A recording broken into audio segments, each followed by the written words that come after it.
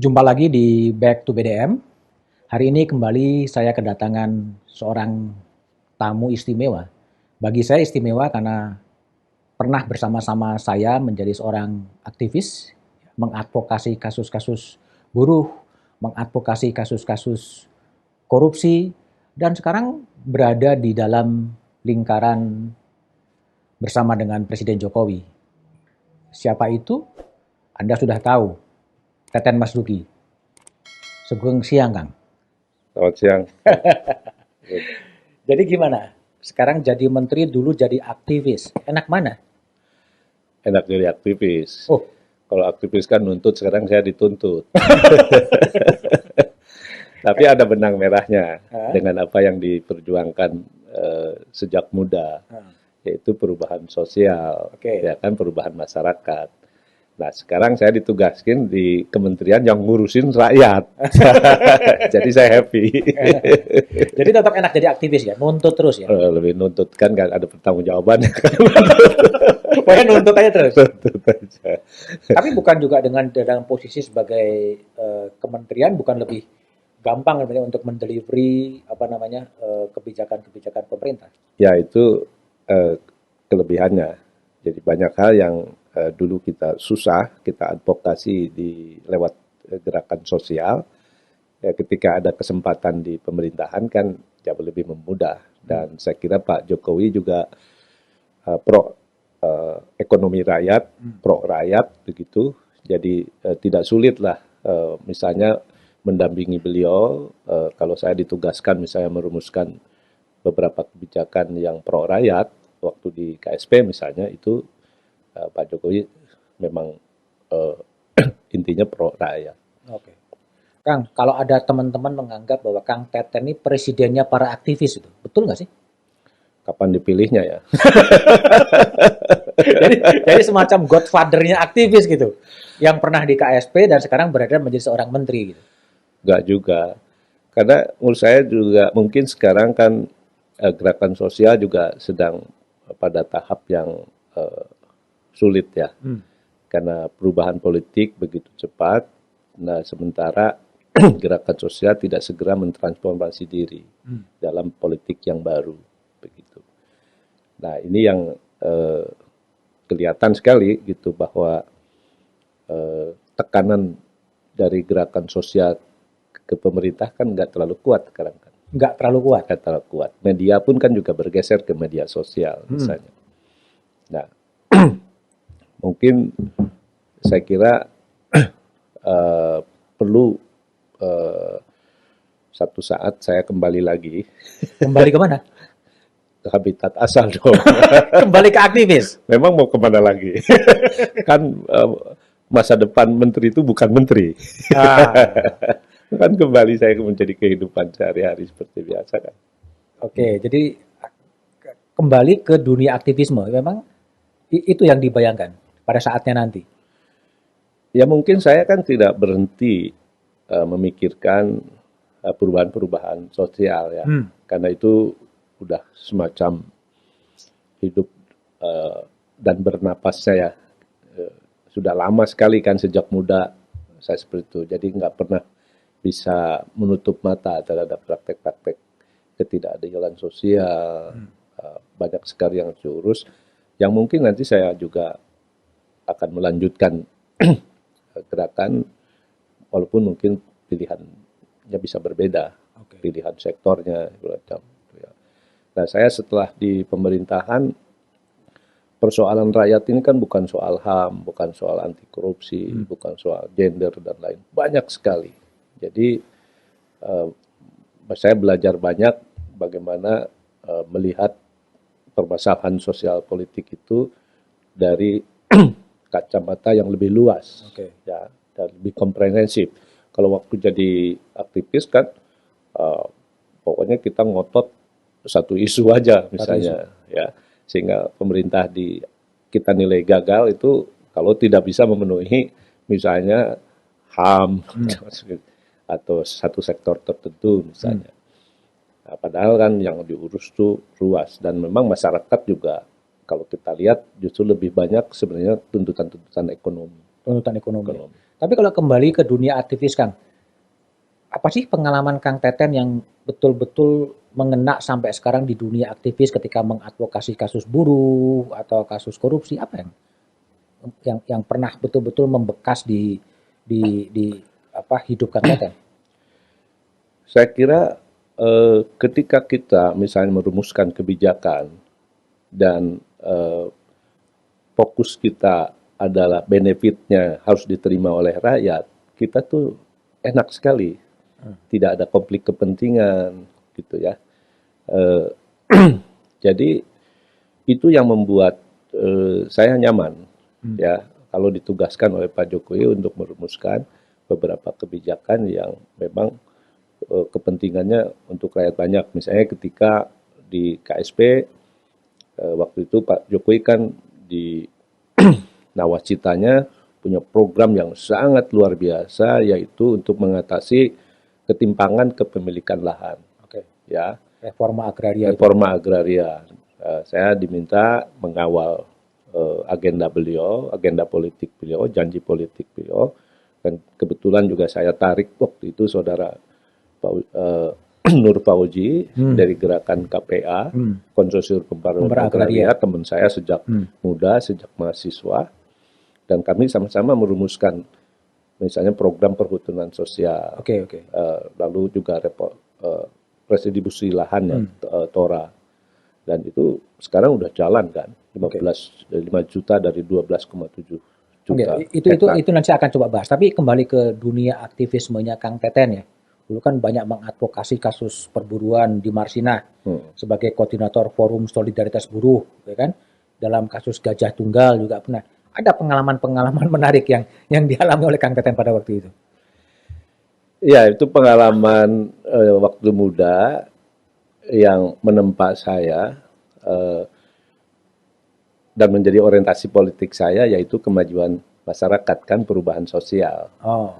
Nah, maka sekali lagi, dan saya beruntung juga gitu, ketika di istana pun saya tidak disuruh ngurusin konglomerat,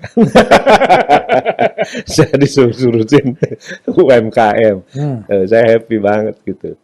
Dan bagi saya ini kan perjuangan lama yang harus kita lanjutkan, cuma dalam pendekatan yang berbeda. Ya. Kalau dulu bagi aktivis kan pendekatannya advokasi, ya, serang sana tubruk sini, ya kan. Nah, kalau sekarang sebagai policy maker, bagaimana kan membuat policy yang bisa dijalankan. Kalau dulu kan kita jadi aktivis asal ngomong yang ideal saja, belum tentu bisa dijalankan kan gitu. Nah, karena itu kan terkait dengan berbagai resources, ya kan, tidak mudah. Jadi, nah, saya itu juga banyak belajar. Jadi dulu banyak konsep ideal, tapi tidak bisa dijalankan. Nah, kalau di pemerintah kan, saya berpikir sekarang bagaimana membuat kebijakan yang mudah dijalankan dan benefitnya lebih cepat diperoleh oleh masyarakat. Dalam dunia aktivis pernah diancam juga? Ya, iya kan pernah dibuang juga dulu, disuruh ke ke Tunisia dulu karena waktu itu. Dibuang ke Tunisia? Ya waktu itu kan ada pemogokan buruh terbesar di pertama zaman Orde Baru yang Gajah Tunggal. Nah, terus saya ya dicarilah gitu. Kebetulan kakak saya juga kan dulu salah satu pegawai di Kabupaten Tangerang. Jadi ya waktu itu saya lapor ke Abdul Hakim Garuda Nusantara sebagai direktur LBH. Terus? Ya udah, waktu itu ada pelatihan di Tunis, ya udah suruh di Tunis dulu ngaso. Ngaso dulu. Padahal seperti mencari suaka politik gitu. Sampai seberapa banyak ancamannya itu? Seberapa besar ancaman pada waktu itu? Ya kan waktu itu sebagai aktivis kan kita tuh merasa setiap saat kan merasa tidak aman kan. Ya. Setiap saat merasa tidak aman. Tidak aman. Ya, makanya ketika kita masuk era demokrasi, kemajuan yang kita luar biasa rasakan itu adalah perasaan bebas. Ya kan dulu kan perasaan kita kemanapun kayak di inteli, ya kan. Kalau melakukan suatu resiko kita berhadapan dengan keamanan itu kan tinggi. Ya, itu kita rasakan semua. Ya. Nah, makanya ya kita udah biasa lah kalau digetak. Udah kebal gitu. Udah kebal. Udah kebal dan itu menjadi semakin militan ketika menjadi sekarang menteri gitu ya. Bekal pengalaman sebagai aktivisme itu. Ya, yang mungkin menurut saya ketika kita menjadi aktivis gerakan sosial, gerakan perubahan sosial, kan sebenarnya kita mengurusin urusan publik, ya urusan buruh, urusan petani, ya urusan anggaran, misalnya urusan pelayanan publik. Nah, jadi saya begitu masuk di pemerintahan, saya tidak asing dengan urusan-urusan publik itu. Cuma dulu dari pinggir jalan, sekarang dari istana, atau sekarang dari dalam kekuasaan. Jadi ada kemudahan untuk saya untuk memahami problem-problem sosial politik dan ekonomi masyarakat. Tapi komunikasi dengan dunia para aktivis masih tetap berjalan? Ya, saya tetap menjaga, walaupun sekarang kan banyak anak muda yang juga saya nggak kenal. Nggak kenal. Ya, dan memang harusnya begitu. Gerakan sosial itu harus tumbuh, ya nggak boleh terus menerus, ya misalnya satu lembaga di situ terus, ya itu namanya kerajaan bukan demokrasi. Jadi konglomerat LSM itu. Konglomerat nggak boleh. Saya dari dulu selalu mendorong anak-anak muda untuk tumbuh, dan saya harus meninggalkan organisasi itu dengan cepat, kalau nggak mampat regenerasinya. Okay. Karena kita perlu membangun gerakan sosial yang besar. Saya bukan mau jadi oligarki di gerakan sosial. Tapi bicara soal Kang Teten kan identik dengan ICW ya, Indonesian Corruption Watch, dan Kang Teten sebagai salah seorang pendiri. Itu dulu ceritanya dibangunnya ICW itu sebenarnya semangat dasarnya apa? Semangat dasarnya saya kira waktu itu pasca reformasi itu kita bayangkan persoalan yang tertunda setelah demokratisasi itu adalah korupsi. Korupsi. Ya. Jadi idenya kan muncul sebelum 98. Nah, kita udah pikirkan. Waktu itu kan bersamaan kita memikirkan persoalan HAM. Pasca demokratisasi itu lahir kontras, ya kan. Yang kedua, ya ini persoalan korupsi. Gitu. Dan dari banyak pengalaman negara demokrasi pun kita lihat waktu itu tidak berarti ketika kita bertransformasi dari pemerintahan otoriter ke demokrasi lantas korupsinya hilang kan. Nah, karena itu maka waktu itu teman-teman di gerakan HAM ya di LBH waktu itu ya sepakat membentuk ICW. Gitu. Nah, cuma kan nggak ada yang mau jadi koordinator waktu itu. Terpaksa ya saya ambil alih gitu. Walaupun waktu itu saya nggak tahu, kan nggak ada gerakan sebelumnya model. Di dunia juga adanya TI ya kan. Transparansi Internasional kan lebih memproduksi instrumen-instrumen kan gitu. Nah, kalau gerakan sosialnya kan nggak ada.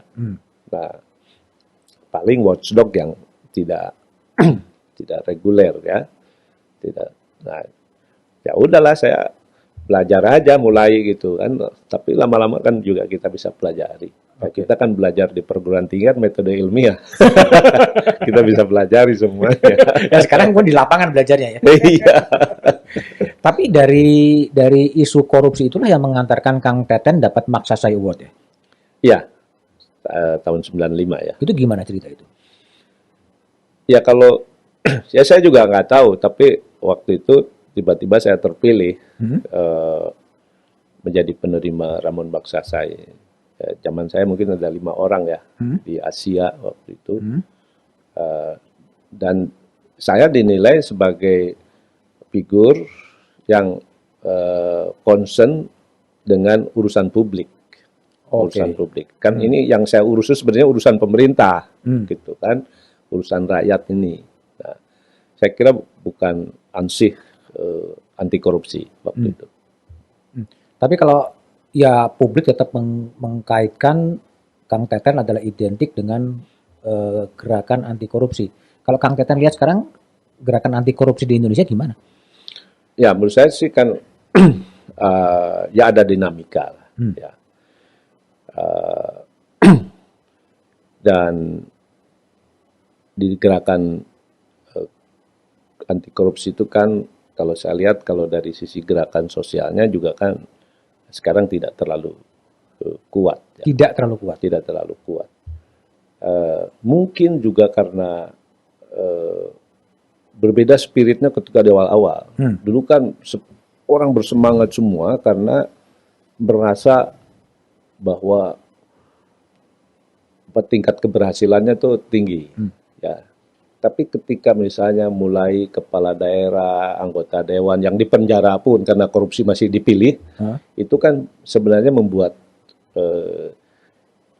catatan bahwa sebenarnya tidak mudah, ya. Tidak mudah. Tidak mudah di tengah masyarakat yang memang tidak peduli dengan korupsi. Artinya masyarakat lelah dengan Saya bisa mengatakan lelah, terus metodologi gerakan juga nggak berkembang, Oke. organisasinya juga tidak tumbuh. Oke. Nah, sementara kan juga politik juga dinamikanya berkembang kan, gitu. Jadi perubahan-perubahan itu saya kira mempengaruhi tingkat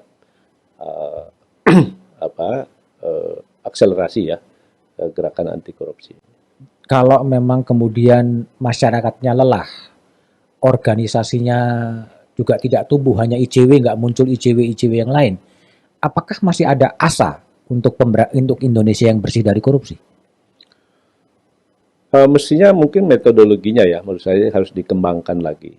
Ya mungkin sekarang kalau kita lihat dalam perkembangan politik dunia termasuk di gerakan sosial, kan orang sudah mulai meninggalkan gerakan-gerakan yang berbasis ideologi, ya, atau ide-ide besar, karena ya agak susah juga mencapai konkretnya itu, melihat konkretnya itu. Nah karena itu kan muncullah apa yang disebut dengan citizen movement, di mana orang lebih ingin misalnya concern dengan soal isu pendidikan, anggaran untuk kesehatan, urusan sampah, urusan pelayanan, izin KTP yang begitu, ya. Bahkan dari citizen maupun ke citizen need kan, gitu. Nah maka lahirlah juga pemimpin-pemimpin yang memang kepala daerah misalnya yang dipilih karena punya kepedulian dengan citizen need tadi, gitu.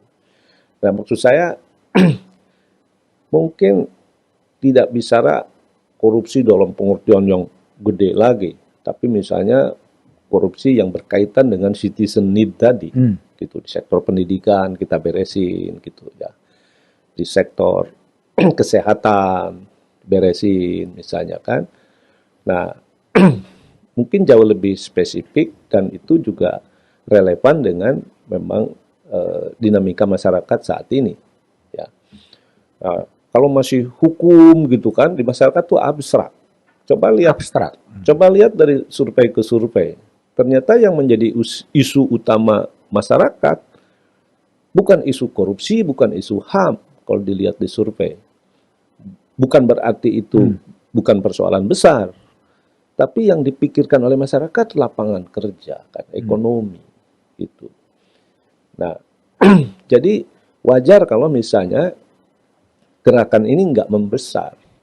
Tapi gerakan ini kalau dikombinasikan, misalnya gerakan-gerakan sosial dikombinasikan dengan tuntutan-tuntutan citizen need tadi, mungkin saya kira masih bisa ada ruang untuk dieskalasi lagi gerakan itu. Maka saya mengatakan tadi selain ada problem dinamika sosial, dinamika politik, juga ada problem metodologi dari Metodologi gerakan yang perlu dikoreksi sebetulnya. Perlu dikoreksi. Disesuaikan dengan zaman yang kemudian berubah. Oke, Kang Teten, ini kan dari dunia aktivis ya, kemudian pernah maju nyalon di gubernur di Jawa Barat ya.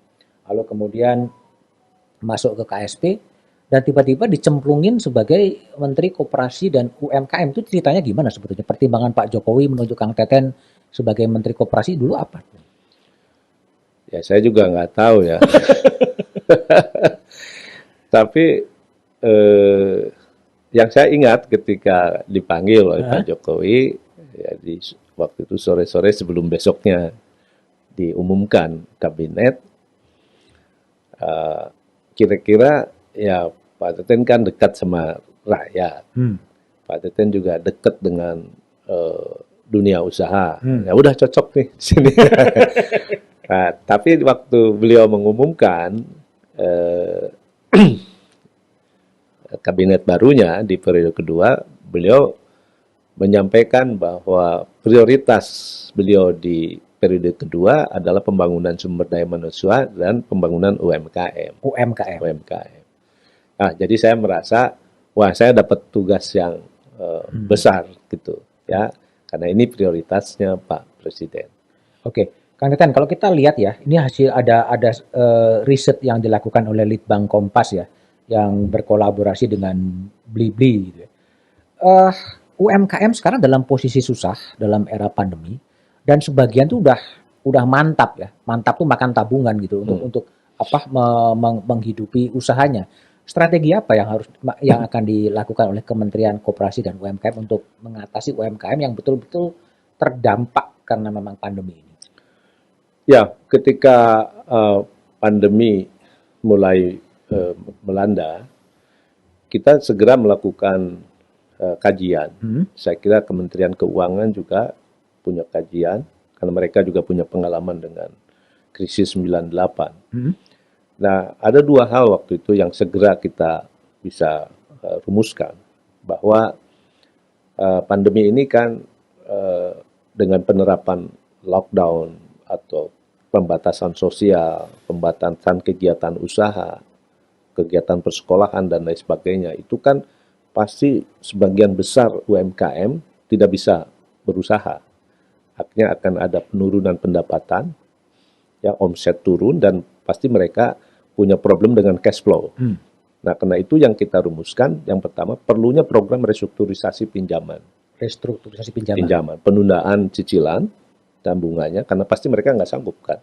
Subsidi bunga, subsidi pajak, subsidi listrik, dan kita sediakan pembiayaan murah. Ya kan, akhir tahun lalu KUR bisa sampai 0% untuk KUR mikro. Ya.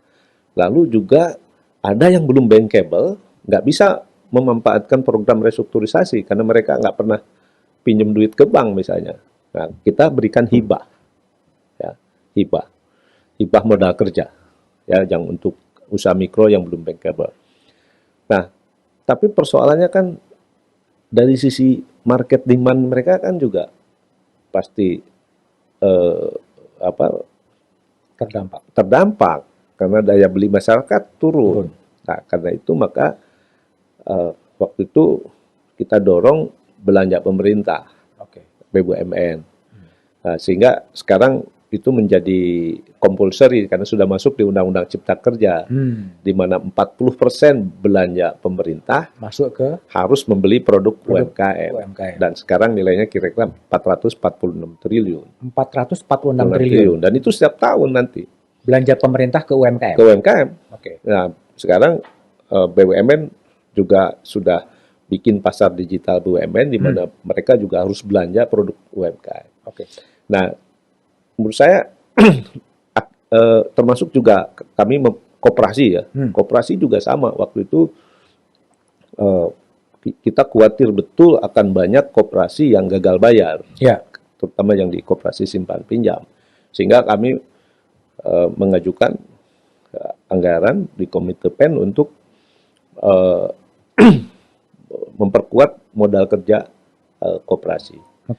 Nah, alhamdulillah lah ya, kita tahu ada yang terdampak, tapi masih bisa survive. Ya, kalau survei BPS kan pada bulan November atau Oktober tahun lalu saya lupa, kan enggak, yang gulung tikar enggak seperti yang dibayangkan EDB separuhnya atau 30 jutaan kan, UMKM kan 45 juta, 65 juta. Hanya sekitar 500 ribuan yang betul-betul gulung tikar. Oke. Nah, Kalau ke pemasaran, Kang, jadi kalau memang hasil juga survei Litbang Kompas yang kembali dengan Blibli, mereka tuh mengatakan bahwa 42,5% UMKM itu menawarkan produknya melalui media sosial, ya. Yang lain adalah pendekatan teman ya ke kerabat-kerabat dekat gitu. Tapi juga banyak yang dipasarkan ya jaringannya lokal, ya, kota, kabupaten. Nah, untuk membantu pemasaran dari UMKM ini apa yang bisa dikerjakan oleh Kementerian Koperasi dan UMKM?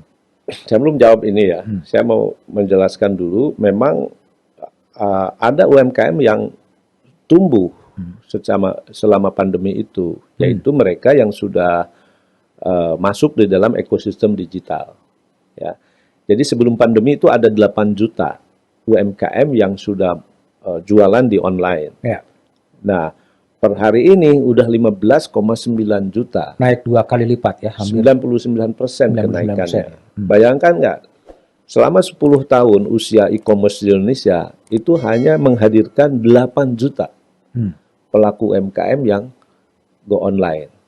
Nah, 1,5 tahun di masa pandemi ini udah naik eksponensial. Nah, di situ. Nah, memang tidak semua usaha mikro ini bisa dijualan di online dalam skala market nasional, apalagi global gitu. Karena kapasitas produksi mereka terbatas, belum produknya tidak punya daya saing. Karena itu banyak usaha mikro yang jualan di medsos, di IG, di WhatsApp group gitu. Bahkan banyak yang profesi-profesi yang terdampak juga oleh COVID kan masuk ke bisnis rumahan dan jualannya lewat medsos. Nah, saya kira itu yang menolong. Dan memang survei Mandiri Institute, surveinya World Bank yang bisa survive bahkan tumbuh 26-27% itu UMKM yang terhubung ke ekosistem digital. Dan ini saya kira bukan pandemi saja. Jadi tren atau pola perubahan perilaku konsumen yang akan lebih happy belanja di online itu akan menjadi satu keniscayaan di masa depan. Kalau membangkitkan kesadaran ya warga-warga orang-orang kelas menengah yang selama ini hobinya ke mall atau ke mana menjadi cinta pada UMKM produk sendiri atau produk lokal, itu apa yang akan dikerjakan oleh pemerintah sebenarnya? Sebenarnya pemerintah sudah mengerjakan itu bersama-sama kementerian lain, yaitu dengan gerakan Bangga Buatan Indonesia. Bangga Buatan Indonesia. Nah, ini gerakan semua kementerian yang sekarang dikoordinasi oleh Menko Marinvest Pak Luhut. Saya sebagai wakil ketuanya. Oke. Jadi ini saya kira gerakan memang untuk mendorong kesadaran masyarakat untuk mau mengkonsumsi produk hasil karya bangsa anaknya sendiri. Karena di tengah daya beli masyarakat yang rendah, saya kira kalau kita membeli produk lokal, perputaran ekonomi saya kira masih ada. Dan sebenarnya daya beli masyarakat sekarang, terutama yang kelas menengah atas, itu masih kuat. Ya, karena itu kalau tidak salah tahun lalu tabungan mereka di bank kan nambah 700 triliun. Yes. Ya, karena mereka nggak jalan-jalan, nggak keluar rumah, nggak belanja, ya. Sementara duit mereka di bank terus beranak kan. Padahal mereka inilah yang punya daya beli, katanya 70% konsumsi rumah tangga ya. Itu dari mereka.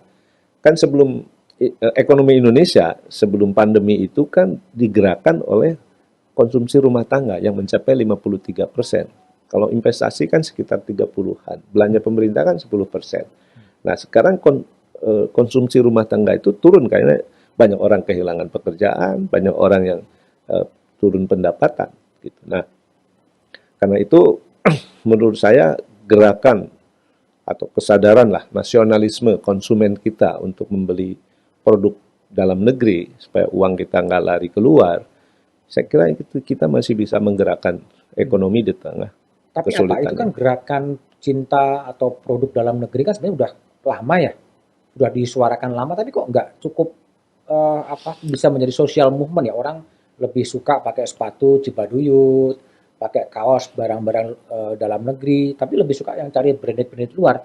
Ini karena memang produksinya apa kualitas dari produknya atau karena problem apa? Ya kalau perilaku konsumen kan pragmatis. Pragmatis. Nah, mereka malah lebih suka beli yang diskonnya Gede. gede. Karena itu beberapa waktu lalu kan di ekonomi di Koch Brothers e-commerce kan banyak yang jualan pakaian muslim yang harganya dibanting, lakunya bukan main kan.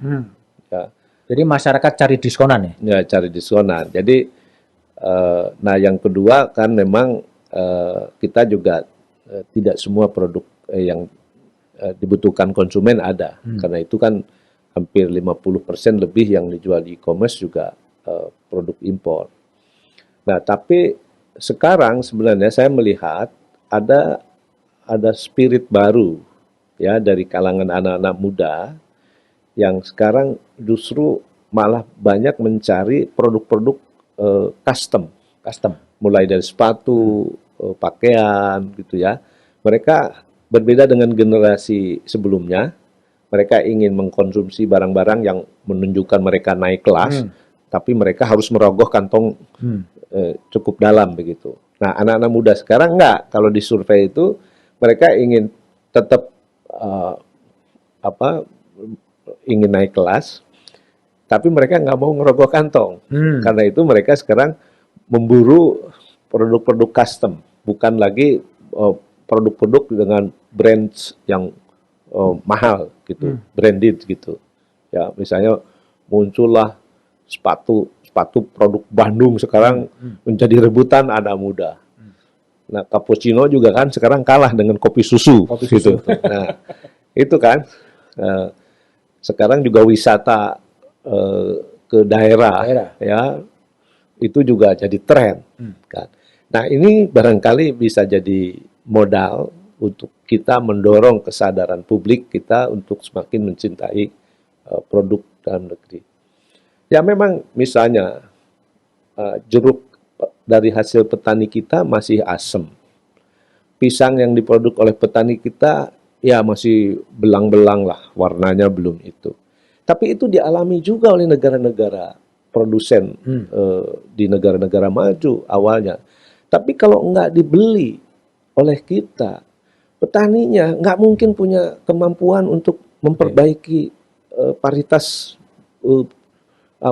tanamannya, memperbaiki cara produksinya sehingga bisa menghasilkan produk yang lebih baik gitu. Nah itu tuh dalam satu sejarah bangsa itu harus dilakukan. Kita harus rela makan sedikit jeruk yang asam, tapi di 10 tahun ke depan kita akan membangun pertanian yang menghasilkan produk yang berkualitas seperti produk-produk yang dihasilkan di negara maju. Memang kita ada persoalan dengan struktur kepemilikan lahan, di mana corporate farming itu tidak bisa terjadi, yang bisa membuat produk-produk yang unggul, konsisten supply dan kuantitasnya. Tapi kan bisa kita konsolidasi rakyat-rakyat petani-petani kecil itu. Misalnya lewat koperasi dalam skala ekonomi, ini kita sudah coba. Gitu. Jadi masih saya ada jalan untuk keluar dari masalah itu. Oke, tapi juga kalau dari hasil riset yang dilakukan oleh Litbang Kompas dan Blibli, ada juga keluhan yang cukup signifikan tuh soal kemudahan izin sebetulnya. Kemudahan izin berusaha, sertifikasi untuk kuliner juga kadang-kadang masih agak dirasakan sebagai hambatan gitu. Bagaimana pemerintah merespon keluhan-keluhan dari UMKM soal hambatan perizinan? Ya, kan, saya memahaminya memang betul. Jadi UMKM ini tumbuh tanpa desain. Tanpa desain. Tanpa desain. Jadi orang karena kehilangan pekerjaan atau tidak tertampung di sektor formal, akhirnya bikin usaha sendiri, untuk memenuhi keluarga. Ya. Lalu pemerintah ikut-ikutan menyediakan pembiayaan mikro gitu. Tapi kalau kita lihat kan dari waktu ke waktu tidak terjadi tuh naik kelas itu. Ekonomi Indonesia strukturnya dikuasai oleh UMKM yang 99,9% itu kan ekonomi Indonesia UMKM. Dan 99,6%-nya itu mikro. Mikro itu informal, tidak produktif, ya, tidak punya daya saing. Nah, tapi ini yang paling banyak menyerap lapangan kerja sekarang, hampir 97%. Karena itu kita diingatkan oleh Bank Dunia supaya Indonesia segera menyiapkan lapangan kerja yang berkualitas. Karena sejak 98, sejak krisis finansial, kualitas lapangan kerja kan bergeser ke sektor informal. Nah, kembali lagi bahwa problemnya itu memang ekosistem untuk UMKM itu belum baik. Akses kepada pembiayaan, akses ke perizinan, akses ke pengembangan usaha, akses pasar, akses ke teknologi, dan lain sebagainya. Nah, ini justru yang menjadi concern saya. Ya, di pemerintahan, concernnya Pak Presiden juga. Maka kalau kita lihat misalnya di Undang-Undang Cipta Kerja, nah, secara legal, sekarang ekosistem untuk pengembangan UMKM itu jauh lebih memadai. Misalnya nanti, katakanlah tadi, misalnya lebih dari 50% usaha mikro kita di sektor kuliner.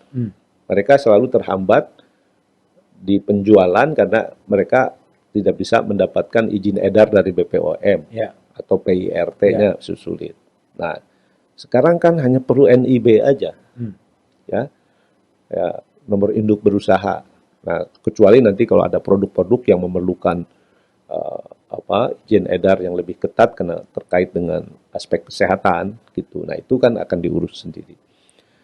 Izin sertifikasi halal gitu kan. Bahkan kita bisa gratiskan sekarang kan gitu.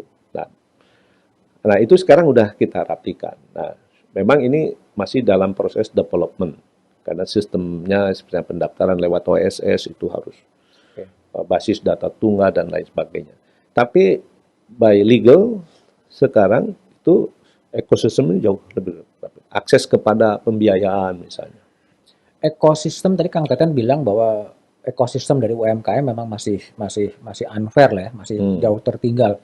Indonesia 76 tahun merdeka loh. Dan kalau kita ngomong soal koperasi ada pasal 33. Satu-satunya badan usaha yang ditentukan di konstitusi adalah koperasi. Kenapa ekosistem itu bisa ketinggalan terus sebetulnya? Ya, saya kira betul itu. Ya. Karena kalau kita lihat pasal 33, ya, penjelasannya pun di situ kan dirumuskan ekonomi Indonesia berdasarkan asas kekeluargaan. Dan menurut Bung Hatta itu harus koperasi. Nah, tapi kalau kita lihat orang Indonesia yang menjadi anggota koperasi itu baru 8%. 8%. Di dunia juga hanya 16%. Jadi kita baru separuh. Nah, kita ada beberapa daerah yang memang tingkat keanggotaan koperasinya tinggi. Misalnya Bali, Kalbar, NTT, Jawa Timur. Itu daerah yang sangat besar. Di mana koperasi simpan pinjam misalnya, itu betul-betul solusi pembiayaan bagi usaha-usaha mikro yang mereka nggak punya agunan dan sebagainya. Nah, koperasi kalah bersaing dengan korporasi di sini. Karena koperasi masuk ke usaha-usaha mikro, usaha-usaha marginal. Nah, saya kira ini perlu ada perubahan mindset bisnis, mindset entrepreneurship dari koperasi itu. Bahwa koperasi itu harus masuk ke sektor-sektor yang produktif. Nah, ini yang sekarang jadi agenda kami. Ya. Misalnya apa? Misalnya di sektor pangan. Katakan tadi saya sudah mengintro, kita nggak mungkin membangun korporat farming di Indonesia ketika kepemilikan lahan itu sempit. Petani-petani perorangan berlahan sempit, nggak mungkin kita membangun ketahanan pangan. Nah, sekarang Pak Jokowi sudah bilang perlunya korporatisasi petani. Nah, saya coba rumuskan korporasi petani itu adalah dalam bentuk koperasi. Yaitu koperasi mengkonsolidasi petani-petani perorangan, berlahan sempit, bergabung dalam koperasi dalam skala ekonomi. yang terhubung ke pembiayaan, terhubung ke market. Kita coba exercise dengan GGP di Lampung misalnya, waktu saya di KSP, sekarang sudah terbentuk koperasi yang mengkonsolidasi lahan-lahan ini dalam skala 400 hektar, nanam pisang untuk ekspor, off-takernya GGP. Nah, kita akan replikasi sekarang di beberapa tempat, salah satunya di Aceh, di Jawa Barat. Dan ini bisa masuk ke koperasi, konsolidasi petani padi, petani sayur, dan lain sebagainya, termasuk di nelayan. Jadi, menurut saya harapan saya tinggi kalau koperasi ini dibuka kesempatan untuk masuk juga ke sektor ini. Alhamdulillah misalnya dengan Menteri PU sudah ada agreement lah bahwa koperasi bisa juga ikut membangun infrastruktur. Mikrohidro, jalan-jalan di desa, kan banyak tuh pembangunan infrastruktur, pelabuhan kecil atau apa. Ada 100 koperasi di Indonesia yang kapitalnya sudah besar, yang sudah hampir di atas 1 triliunan. Nah itu kan kalau diberi kesempatan kan bisa. Dengan Menteri KKP, Pak Presiden sudah minta ada penambahan 300.000 hektar tambak udang supaya kita menjadi pemain nomor 2 atau nomor 3 dunia ekspor udang. Dan itu kita udah bicara bangun koperasi tambaknya, juga dengan Menteri Pertanian. Nah, jadi saya kerjasama nih dengan semua di sektor pertanian, saya dengan Menteri Pertanian, di KKP dengan Menteri KKP, gitu, dengan perindustrian. Nah, kan Kementerian Koperasi ini kecil tapi sapu jagat, ngurusin semua. Tapi bukankah dengan gini, Kang? Jadi dengan perkembangan teknologi muncul semacam fintech ya, teknologi financial teknologi lewat peer-to-peer lending, ya, lalu lewat equity crowdfunding, di mana sebuah usaha yang modalnya 3 miliar dia bisa urun dana gitu. Bukankah ini model yang dikembangkan oleh startup-startup itu adalah memodernisasi konsep koperasinya Hatta sebenarnya, dimiliki oleh banyak orang sekarang. Ya betul itu, makanya itu salah satu juga. Ya Go Digital itu bagian dari modernisasi koperasi. Nah kalau enggak nanti kalah sama dengan peer-to-peer lending itu oleh fintech. Ya. Nah sekarang tuh kecil sekali, baru 0,7% koperasi yang sudah Go Digital. Nah ini yang kita sedang push, karena ke depan saya kira pembiayaan itu tidak perlu lagi pakai agunan, yang penting ada track record digital bahwa usahanya bisa membayar cicilannya kan, begitu. Nah ini digitalisasi itu menjadi penting. Jadi itulah mindset entrepreneurship-nya. Jadi koperasinya masih jadul. Masih jadul. UMKM-nya juga masih jadul. Masih jadul. Nah ini yang kita harus dorong. Kalau produk-produk UMKM misalnya tidak punya daya saing karena diproduksi oleh alat-alat yang sangat sederhana, bahkan menyatu misalnya memproduksi makanan, minuman dengan dapur keluarga, yang nggak akan dapat izin edar. Gitu. Nah karena itu kami punya ide bagaimana membangun factory sharing, jadi rumah produksi bersama. Kan nggak mungkin UMKM dengan modal terbatas membeli alat-alat modern sendiri, tapi bisa mereka maklun di rumah produksi bersama. Nah, rumah produksi bersama ini, factory sharing, itu kan juga dilakukan oleh brand-brand besar, seperti brand pakaian. Mereka kan tidak punya pabrik, mereka maklun kan. Nah, ini kan bisa direplikasi untuk UMKM, UMKM kuliner, UMKM furniture. Dia tidak harus punya seluruh peralatan perkayuan yang modern gitu. Cukup dia maklun di situ. Nah, bisa dikelola oleh koperasi, bisa dikelola oleh BUMN atau BUMD. Nah, dengan pendekatan ini saya optimis. Produk-produk UMKM itu bisa standar industri. Ya. Kalau hanya bagi-bagi alat sekarang, alatnya nggak pernah diurus. Dan tidak modern juga alatnya. Jadi, menurut saya sekarang harus di sentra-sentra produksi. Nah, kami sudah punya untuk tahun depan sekitar 10 rumah produksi bersama lah. Nah, itu kira-kira paling 10 miliar satu itu. Jadi kita udah punya budget 100 miliar. Kita bersama Bappenas sudah rumusin lah. Kita exercise di sentra-sentra produksi yang bisa kita. Jadi gini, kalau tadi kembali lagi, kalau teks konstitusi kan pasal 33 itu kan clear ya, badan usaha bersama itu adalah koperasi gitu. Tapi pertanyaan saya kemudian, 76 tahun bangsa ini merdeka, kenapa dia masih keteteran dan kenapa koperasi dan UMKM masih ketinggalan? Selain ekosistem yang tidak ada, adakah memang apa yang membuat dia nggak bisa berkembang dengan cukup baik gitu sebetulnya? Ya, ini harus diurai satu persatu ya. Kalau misalnya UMKM, kenapa dari waktu ke waktu struktur ekonomi kita didominasi usaha mikro?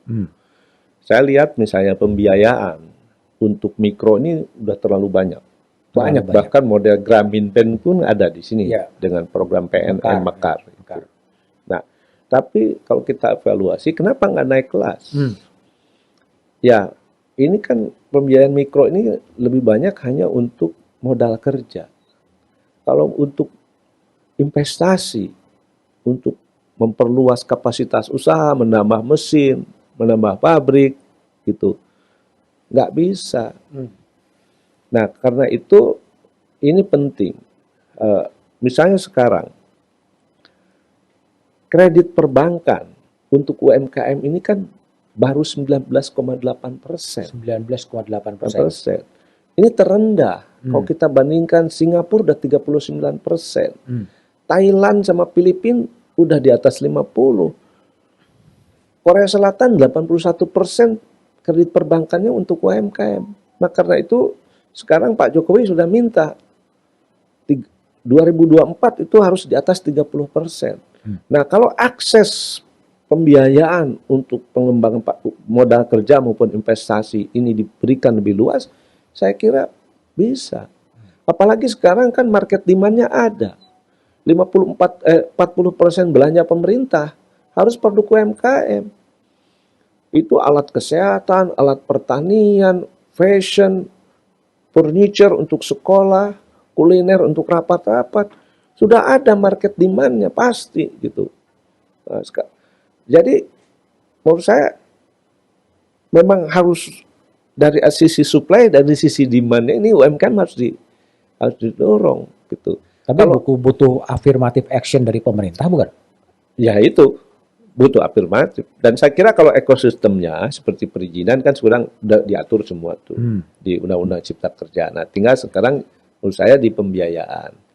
Nah, tapi begini juga, kenapa misalnya UMKM di China, Korea Selatan atau di Jepang tuh udah gede kan? Karena di sana UMKM-nya itu menjadi bagian dari rantai pasok industrinya. Ya, kalau di kita kan lebih banyak usaha-usaha mandiri, bahkan produknya bersaing dengan produk industri.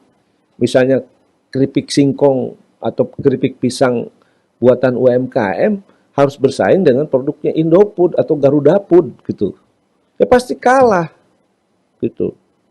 Nah ini kan mestinya yang bagus itu UMKM kita itu bagian daripada rantai pasok industri. Nah kami sekarang sudah ada kerjasama dengan 9 BUMN di mana UMKM dan koperasi menjadi rantai pasok Pertamina, PLN, Perhutani, RNI, ya sehingga ini ada kesempatan bermitra usaha besar dan kecil, BUMN dan kecil, sehingga yang besar dan kecil bukanlah saling meniadakan. Kan problem di Indonesia itu begitu. Investasi lama dibunuh oleh investor baru. Kan gitu. Warung rakyat yang sudah tumbuh sejak zaman nenek moyang kita dibunuh oleh retail modern. Jadi kan bukan mengalami eskalasi. Gitu. Karena usaha besar pun sekarang malah harusnya kalau dalam tradisi orang kaya di Eropa, mereka kan jadi industrialis, pengembangan teknologi yang berbasis inovasi teknologi. Nah sekarang pada bikin warung kan, bikin warung kopi, bikin warung sembako, meskipun dalam konsep yang modern. Nah mestinya kan yang kapital besar ini yang pendidikannya udah luar negeri, generasi-generasi mereka harusnya menciptakan ekonomi baru, industri harus mengalami keindustrialisasi. Bukan turun ke bawah. Bukan turun ke bawah bersaing itu. Ya, jadi investasi lama dibunuh investor baru, karena itu PDB nggak naik. Bukan itu peran dari pemerintah juga untuk membuat regulasi itu? Ya, harusnya memang. Harusnya menurut saya kebijakan investasi itu dijaga betul. Jangan sampai misalnya membunuh investasi ekonomi yang sudah ada. Kalau kita sudah bisa bikin ayam goreng, ngapain kan memasukkan lagi warung atau restoran ayam goreng, ya. Dan yang kedua misalnya yang diperlukan investasi itu harus didorong bermitra dengan yang kecil ini. Kalau nggak mati, ya. Dan mungkin menurut saya batasi yang orientasi ekspor, ya. Nah, itu kita harus berani menurut saya melakukan pembatasan investasi itu, ya. UMKM juga butuh investasi. Kalau enggak tidak akan punya kesempatan untuk bisa scaling up, naik kelas gitu. Tapi jangan mati, karena konsep kemitraan usaha besar dan kecil, baik investor luar maupun investor dalam negeri, ini kan juga akan dengan sendirinya akan ada transfer pengetahuan, transfer teknologi, transfer mindset bisnis yang akan mengembangkan ekonomi kita. Nah, sekarang bayangkan dari 65 juta, kan tadi 99,9% itu UMKM. Kontribusi terhadap PDB-nya kan hanya 60%. Nah, yang 0,1%, 40%. Kan kelihatan gap-nya. Itu. Nah, menurut saya ini memang perlu afirmasi. Sejauh mana komitmen dari pemerintah untuk memberikan afirmasi yang melindungi UMKM, melindungi koperasi itu? Ya, sekarang saya kira kalau dilihat di Undang-Undang Cipta Kerja itu sudah kelihatan. Misalnya mengenai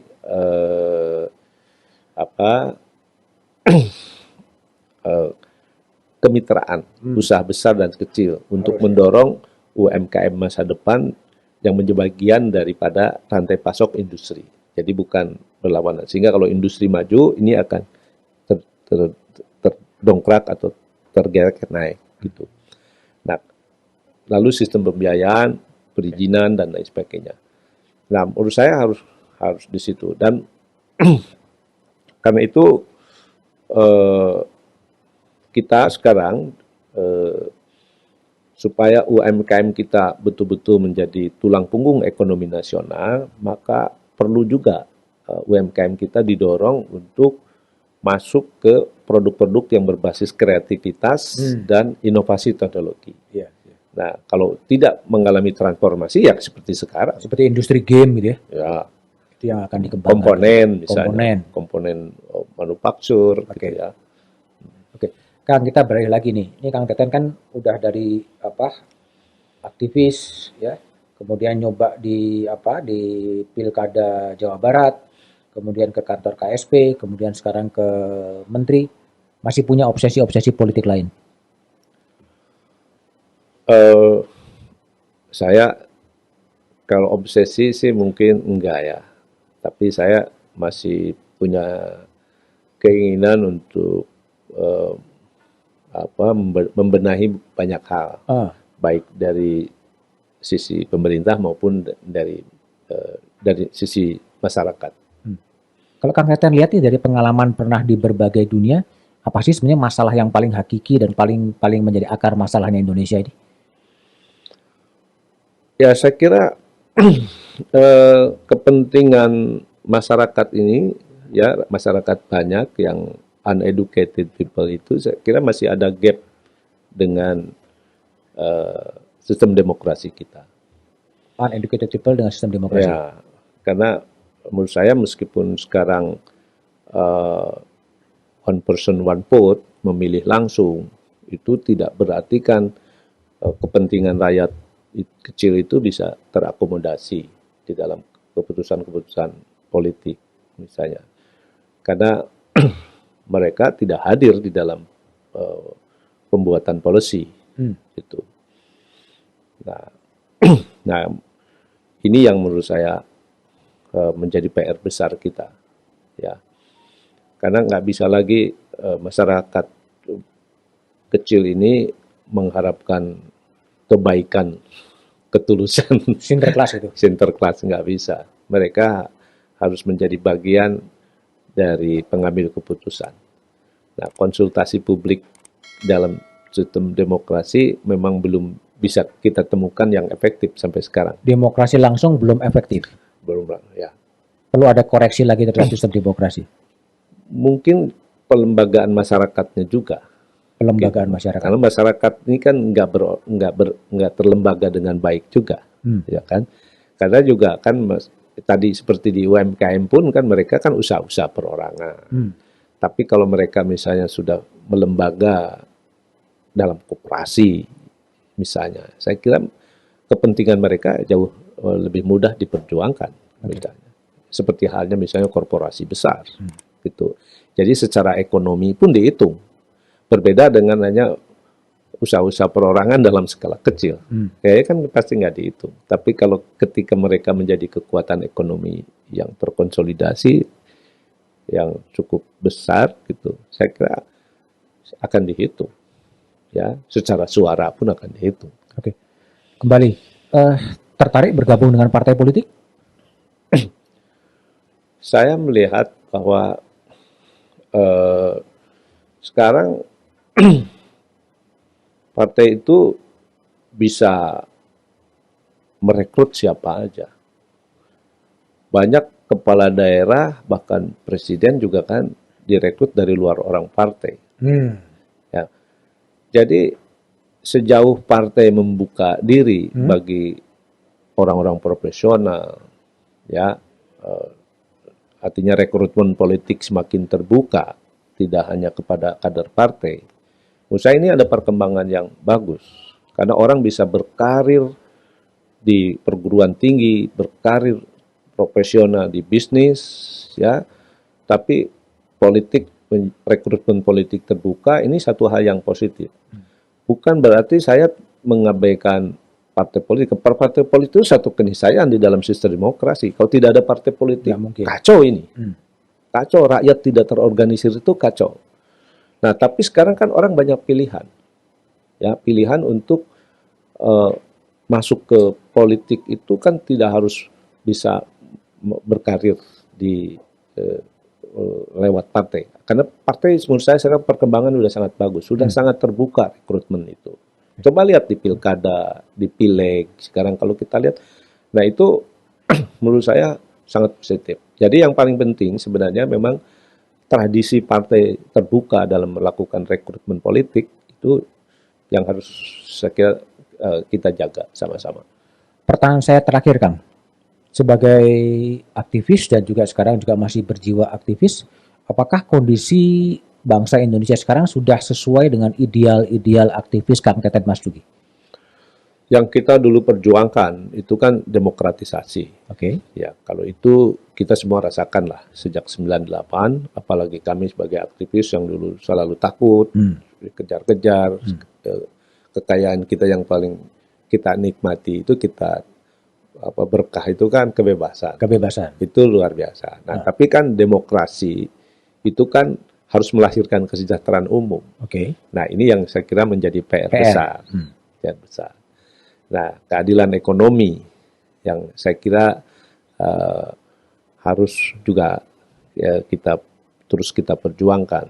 Ya, hukum HAM saya kira kalau itu kan dari waktu ke waktu juga akan selalu dinamis karena ini berkaitan dengan basic need atau tuntutan-tuntutan orang.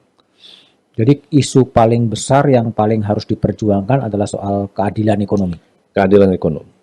Bukankah di situ ada peran negara yang harus melakukan affirmative action agar ekonominya bisa lebih fair, lebih adil, dan UMKM bisa sama-sama bangkit untuk menjawab keadilan sosial bagi seluruh rakyat Indonesia?